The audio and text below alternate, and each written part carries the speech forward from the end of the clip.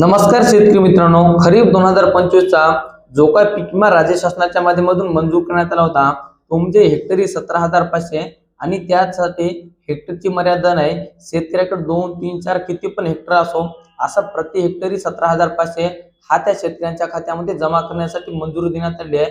परंतु याच्यामध्ये आता हा खरीपचा पीक विमा शेतकऱ्यांच्या खात्यामध्ये नेमका कधी जमा होणार आहे आणि त्याच्यानंतर आता याच्यामध्ये कोणकोणते जिल्हे येतात, त्या जिल्ह्यामध्ये तालुके किती येतात आणि त्या तालुक्यामधील किती महसूल मंडळ येतात.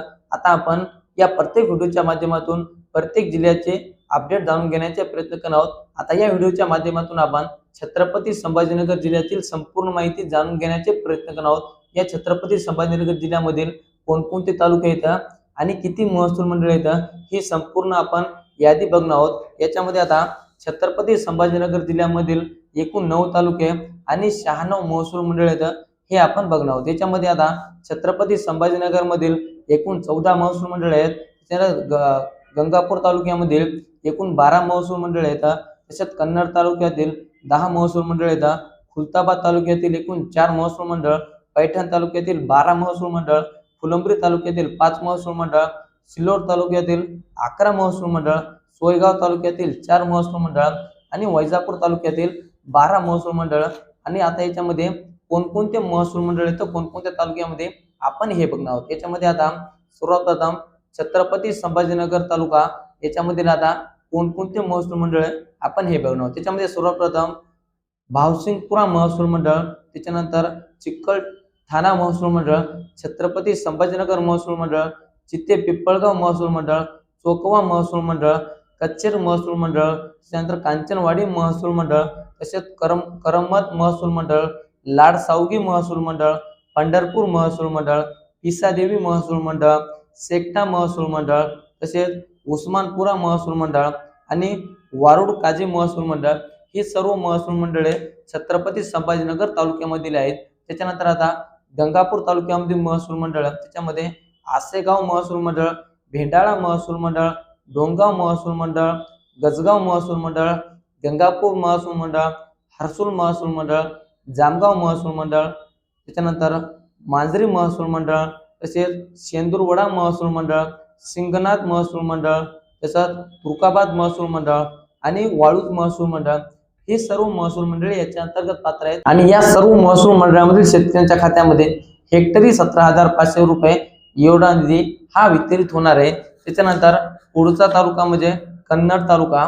कन्नड तालुक्यामधील सापनेर महसूल मंडळ, चिकलठाण महसूल मंडळ, चिंचोली महसूल मंडळ, देवगाव रांगरी महसूल मंडळ, हंटूर महसूल मंडळ, कन्नड महसूल मंडळ, काजरखेडा महसूल मंडळ, नाचनवेल महसूल मंडळ, नागड महसूल मंडळ आणि पिशोर महसूल मंडळ ही सर्व महसूल मंडळे याच्या अंतर्गत पात्र असणार आहेत. त्याच्यानंतर सोयगाव महसूल तालुका, सोयगाव तालुक्यामधील बानोटी महसूल मंडळ, जरांडी महसूल मंडळ, सावल धाबरा महसूल मंडळ आणि सोयगाव महसूल मंडळ ही सर्व महसूल मंडळे यांच्या अंतर्गत पात्र असणार आहे. त्याच्यानंतर खुलताबाद तालुका, खुलताबाद तालुक्यातील बाजार सावंगी महसूल मंडळ, खुलताबाद महसूल मंडळ, सुलतानपूर महसूल मंडळ आणि वेरूळ महसूल मंडळ या सर्व महसूल मंडळामधील शेतकऱ्यांच्या खात्यामध्ये हेक्टरी 17,500 रुपये एवढा खरीपचा पीक विमा जमा होणार आहे. त्याच्यानंतर पैठण तालुका, पैठण तालुक्यामधील आदुल महसूल मंडळ, आपेगाव महसूल मंडळ, बालानगर महसूल मंडळ,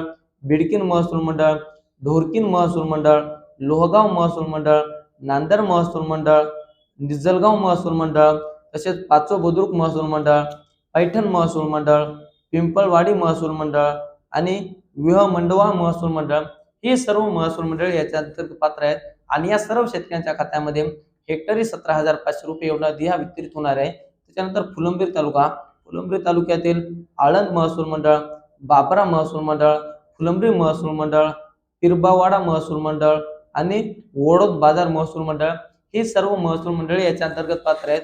आणि या सर्व शेतकऱ्यांच्या खात्यामध्ये हेक्टरी 17,500 एवढा निधी हा वितरित होणार आहे. त्याच्यानंतर सिल्लोड तालुका, सिल्लोड तालुक्यामधील अजिंठा महसूल मंडळ, अंबाई महसूल मंडळ, अमनाथाना महसूल मंडळ, बहार्डी महसूल मंडळ, बोरगाव बाजार महसूल मंडळ, गोलेगाव बुद्रुक महसूल मंडळ, निलोड महसूल मंडळ, पालोड महसूल मंडळ, शिवना महसूल मंडळ, सिल्लोड महसूल मंडळ आणि उंडगाव महसूल मंडळ ही सर्व महसूल मंडळे याच्या अंतर्गत पात्र आहेत आणि या सुद्धा सर्व शेतकऱ्यांच्या खात्यामध्ये हेक्टरी 17,500 एवढे पैसे मिळणार आहेत। त्याच्यानंतर वैजापूर तालुक्यामधील बाबतारा महसूल मंडळ, बोसर महसूल मंडळ, गरज महसूल मंडळ, घायगाव महसूल मंडळ, जानेफळ महसूल मंडळ, कंडाळा महसूल मंडळ, लासूरगाव महसूल मंडळ, लोणी खुर्द महसूल मंडळ, म्हाळेगाव महसूल मंडळ, नागमंथन महसूल मंडळ, शिरूर महसूल मंडळ आणि वैजापूर महसूल मंडळ या सर्व महसूल मंडळामधील शेतकऱ्यांच्या खात्यामध्ये हेक्टरी 17,500 एवढा निधी हा वितरित होणार आहे। तर मित्रांनो, हे फाईल आपण एकंदरीत छत्रपती संभाजीनगर या जिल्ह्याची संपूर्ण माहिती, याच्यामध्ये कोणकोणते तालुके पात्र आहेत, किती महसूल मंडळ पात्र आहेत, त्यांची नावं काय, ही संपूर्ण माहिती आपण या व्हिडिओच्या माध्यमातून जाणून घेण्याचे प्रयत्न केले आहेत। आता शेतकऱ्यांना हा जो काय खरीपचा पीक विमा तर तो डिसेंबर महिन्याच्या शेवटच्या आठवड्यामध्ये जमा होईल अशा प्रकारची माहिती दर्शवली जात आहे। तर मित्रांनो, ही होती महत्त्वपूर्ण माहिती। हे अपडेट तुम्हाला कसं वाटलं? चॅनल नवीन असाल चॅनलला सबस्क्राईब करा, व्हिडिओ जर आवडला असला व्हिडिओला एक लाईक करा। चला तर मित्रांनो, भेटत राहू नवीन माहितीसह, नवीन व्हिडिओसह। धन्यवाद।